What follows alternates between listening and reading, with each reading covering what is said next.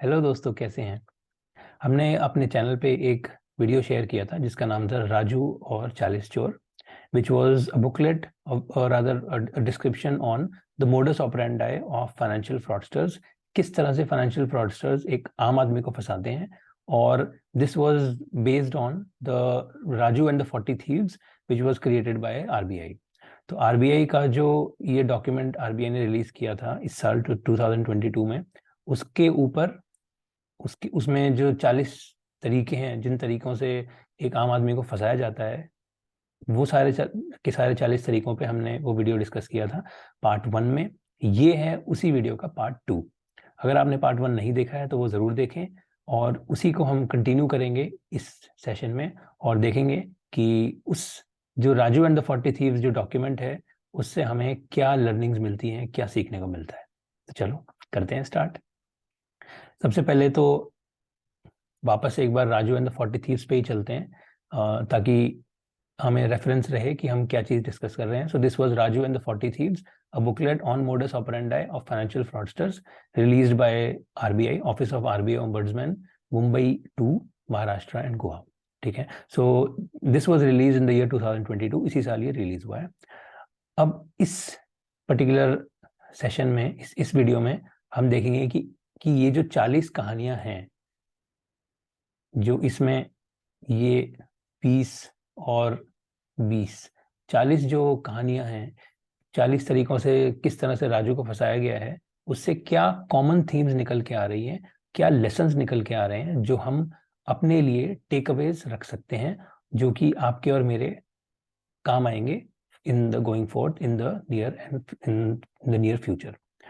तो ऐसा करते हैं, इसको हटा के let me just share with you the lessons. ठीक है, तो अभी आपकी स्क्रीन पे जो है that is lessons from Raju and 40 thieves. Raju and the 40 thieves की कहानी से क्या हमें लेसन्स निकल के आए। ठीक है, तो यही डिस्कस करते हैं और we'll start with the lessons. So number 1 lesson is never share OTP with anyone. Okay, except of course as we said, Amazon और फ्लिपकार्ट के जो डिलीवरी वाले, जो डिलीवरी बॉयज हैं, उनके साथ आप ओटीपी शेयर कर सकते हैं, that is their mandate. But financial transactions की पर्सपेक्टिव से it is best never to share your OTP with anyone. Also it is important to read the entire SMS and the purpose of OTP. जब भी आपके पास कोई OTP का message आता है तो उसमें लिखा होता है ये ओटीपी किस लिए है। Okay, so it's important to read the entire SMS and the purpose of OTP. बहुत सारी राजू की स्टोरीज में यही है कि उसने ये नहीं पढ़ा कि ओटीपी क्यों है, किस लिए ओटीपी मांग रहा है, जो भी फाइनेंशियल फ्रॉडस्टर उससे ओटीपी मांग रहा है, और वो अपना ओटीपी शेयर करता है। और उसे लगता है कि ये ओटीपी उसके केवाईसी के लिए है, पर एक्चुअली में वो ओटीपी तो विड्रॉल के लिए था, बट उसने देखा ही नहीं, he did not read the purpose of the OTP. Okay, so this that's why it is specifically mentioned in that document to read the entire SMS and the purpose of OTP whenever you get an OTP. Second learning, UPI PIN is for sending payments only, not for receiving payments. ठीक है, ये हमने discuss किया था story number 2 में कि UPI का जो पिन है वो आपको तभी चाहिए जब आपको किसी को पैसा ट्रांसफर करना है, किसी को पैसा भेजना है। जब आपको पैसा लेना है तो आपको यूपीआई पिन एंटर नहीं करना है। Number 3, never transfer funds to friends or family based on social media communication alone. Okay, call them instead. Basically stories इस तरह से थी कि किसी आपके फेसबुक फ्रेंड ने या कोई और सोशल मीडिया पे आपके जो फ्रेंड्स हैं या फैमिली मेंबर्स हैं, उन्होंने आपसे कुछ लोन मांगा, उधार मांगा, और आपने और उन्होंने अपनी डिटेल्स दे दिया, और आपने उसी सोशल मीडिया कम्युनिकेशन के बेसिस पे, फेसबुक चैट है या जो भी व्हाट्सएप चैट है, टेलीग्राम एक्सेट्रा, जो भी सोशल मीडिया चैनल है आपके पास, उस चैट के बेसिस पे आपने उसको पैसा ट्रांसफर कर दिया। ओके, 3 महीने बाद आप जब उस फ्रेंड से मिलते हैं तो पता चलता है उसने तो कभी आपसे ऐसी कोई बात करी ही नहीं है। So it was basically fake profile which was created purely for the purpose of extracting money from you. Okay, so that's why never transfer funds to friends or family based on social media communication alone. Better is to call them. So if somebody is asking you for financial assistance, it just makes sense to speak with them, and instead of giving them money on the basis of social media communication. Number 4, PAN card and OTP can be used to take a loan on your behalf. Okay, now this is very very important. इसीलिए OTP never share करने वाली कहानी फिर से आ जाती है कि इसमें ऐसी स्टोरीज भी हैं कि जिसमें फोन पे फाइनेंशियल फ्रॉडस्टर ने राजू से उसका पैन डिटेल, आधार कार्ड ले लिया, पैन कार्ड ले लिया KYC के प्रिटेक्स्ट पे, प्लस एक OTP आया, OTP भी ले लिया, और पता चला ये सारी डिटेल्स के बाद राजू ने अपने बैंक से 50,000 रुपए का लोन सैंक्शन करवाया है, और वो लोन का पैसा वो फाइनेंशियल फ्रॉडस्टर ले जा चुका है। तो पैसा लोन उसने, फाइनेंशियल फ्रॉडस्टर ने आपके नाम पे लोन सैंक्शन करवा लिया पैन कार्ड एंड OTP के बेसिस पे, और पैसा वो ले गया, लोन आप चुकाओ। Okay, and these kind of situations have also happened in this document. तो that's, and it is specifically mention कि पैन कार्ड एंड जो पैन कार्ड के साथ OTP आता है, that is used for a lot of banking transactions, and therefore it makes sense never to share these specifically with anybody, especially on a call. Next, never pay anyone online to get a job. Genuine firms never ask for deposits. Okay, तो अगर आप job ढूंढ रहे हैं और आपको कोई company job देती है और वो आपको फोन आता है कि XYZ कंपनी में आपका हो गया है, आपको 10,000 रुपए डिपॉजिट करने हैं, 5,000 रुपए डिपॉजिट करने हैं, that is a scam. Okay, never pay anyone online to get a job. All right, genuine firms never ask for deposits. अगर आपको एक्चुअली में किसी ने जॉब दिया है तो वो आपको इंटरव्यू के लिए बुलाएंगे, नहीं तो ऑनलाइन इंटरव्यू होगा, but they will not ask you for money. Okay, they are there to pay you money in exchange for your service. तो जॉब क्या है, आप किसी कंपनी के लिए काम करेंगे, वो आपको सैलरी देंगे, that's a job. A job is not कि आप कंपनी को पैसा दें, राइट. सो एंड इसी चीज के ऊपर बहुत सारे दो, कम से कम आई थिंक 2 स्टोरीज हैं specially on this thing itself. Okay, कि genuine firms never ask for deposits, so don't pay to get a job. Next, now this is a very very crucial technique used by financial fraudsters a lot of times. Okay, time rush. Do it within 30 minutes else you will lose the offer. सबसे पहली story जो हमने discuss करी थी वो क्या थी, 2 दिन में अगर आपने KYC नहीं किया तो आपका अकाउंट ब्लॉक हो जाएगा. इस तरह का जो टाइम रश है, ये एक बहुत ही, अगेन एज वी से क्या कह सकते हैं, टाइम एंड टेस्टेड टेक्निक है which works. It creates fear. Okay, और फियर में ही आदमी अपनी पर्सनल डिटेल्स किसी अनजान इंसान के साथ फोन पे शेयर कर सकता है. So time rush is a specific technique used to create fear, and therefore do not fall into this trap. अगर आपके पास कोई स्पैम कॉल आता है और आप उठा लेते हैं, बात करते हैं, वो टाइम रश क्रिएट करते हैं, don't fall into the time rush, you just take your own time. Okay, next, don't use public wifi specially for financial transactions. Financial transactions के लिए पब्लिक वाईफाई नहीं यूज करें.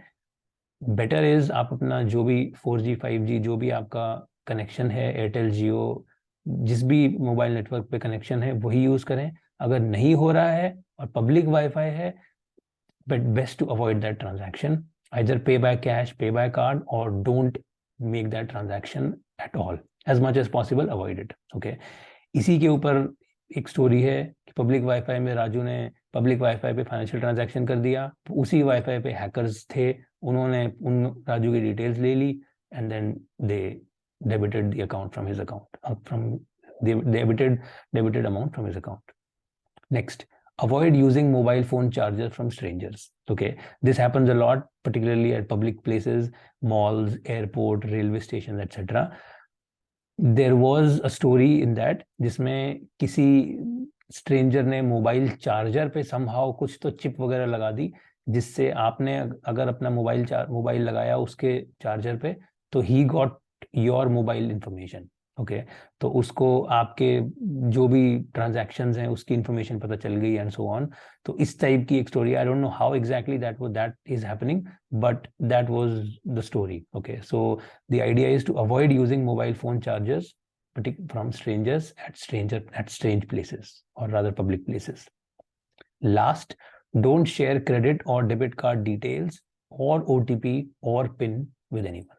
Okay, आपका card है, आपके पास ही रहना चाहिए, बट उसकी कार्ड की details, pin and OTP, these are the two most important things. Pin और OTP तो कभी किसी के साथ शेयर करना ही नहीं है. In fact there was a story जिसमें आजकल तो टैप इनेबल्ड कार्ड्स हैं तो इशू नहीं है, बट किसी ने वेटर को अपना कार्ड दे दिया पेमेंट के लिए, और उसने वेटर को पिन भी दे दिया, तो वेटर ने कार्ड को सीधा जो भी पॉस मशीन होती है उसमें लगाया और उसी में ही स्किमिंग डिवाइस था, तो उसी में ही आपके जो कार्ड की डिटेल्स हैं वो स्किम हो गई and your card was essentially stolen, rather card की डिटेल्स चोरी हो गई एक तरह से। Okay, so it make sense not to share your debit और credit card details, especially your OTP or PIN with anybody. अब finally we'll close this with this segment, what to do when you become a victim of financial fraud. So if rather ऐसे करना चाहिए, when तो नहीं कहना चाहिए, if let's say you become a victim of a financial fraud, तो क्या करना है? Okay, mainly there are two couple of things. ज़्यादा वैसे हम frankly speaking बहुत ज़्यादा कुछ नहीं कर सकते हैं, स्पेशली अगर किसी ने आपके अकाउंट से पैसा डेबिट कर लिया है और फिर उसके बाद उस पैसे को किसी और अकाउंट में ट्रांसफर कर दिया है या कैश में निकाल लिया है, तो I don't think much can be done, but to prevent future such kind of situations, firstly immediately block your account और योर कार्ड। ओके, तो या तो आपका जो भी, अगर कार्ड हैक हुआ है तो कार्ड को ब्लॉक कर दो, अगर अकाउंट ही हैक हो गया है तो अकाउंट को ही इमीडिएटली जाके बैंक में कॉल करके या फिर विजिट करके फ्रीज करवा दो। Visit your nearest branch immediately to see if the transaction can be reversed. Okay, so first thing is to immediately block your card और योर अकाउंट इटसेल्फ, पूरे अकाउंट को ही फ्रीज करवा दो, then you visit your nearest branch immediately to see if the transaction can be reversed. Okay, कभी कभी हो सकता है ट्रांजैक्शन रिवर्स हो जाए तो बहुत अच्छी बात है, नहीं हुआ तो कुछ नहीं कर सकते। Finally, report the incident to the nearest cyber crime police station. Cyber crime police station अगर आप सर्च करेंगे इंटरनेट पे with the जो भी आपकी सिटी में आप हैं, तो it will give you the address, the location address of your nearest cyber crime police station, and also report the incident to the National Cybercrime Reporting Portal at cybercrime.gov.in. Okay, तो ये एक cyber crime reporting portal Indian government ने बनाया है, इस पे you can report that particular incident and hopefully whatever financial loss that you have have incurred as a result of this particular situation, हो सकता है उसमें आपको कुछ हेल्प मिल जाए, नहीं तो हो सकता है आगे वालों को कुछ हेल्प मिल जाए, you never know. So this is another important step that we should be doing. So basically there are, as I said, 2-3 चीजें ही हैं जो हम कर सकते हैं। सबसे पहला तो अपना ब्लॉक कर दो अकाउंट कार्ड, दूसरा बैंक में जाके देखो कि अगर कुछ ट्रांजैक्शन रिवर्स हो सकती है या कुछ हो सकता है, third to report the incident to the cyber crime department of the government of India. So these were some of the lessons from the Raju and the 40 Thieves, Raju और 40 चोर की कहानियों से कुछ लेसन जो मुझे लगे कि अच्छे लेसन थे और शेयर करने चाहिए हम सबके बेनिफिट के लिए। चलिए, तो इसके साथ ये वाला सेशन क्लोज करते हैं। आशा करता हूँ आपको पसंद आया, और पसंद आया तो प्लीज़ ये वीडियो तो आप ज़रूर शेयर करो, क्योंकि this is more for benefit of a lot of people, और इससे बहुत सारे लोगों का भला हो सकता है, और ये जितना लोगों का भला हो जाए उतना अच्छा ही है, ये टॉपिक ही कुछ ऐसा है। चलिए, तो I'll see you in some other video. Until then, thank you, have fun, bye bye.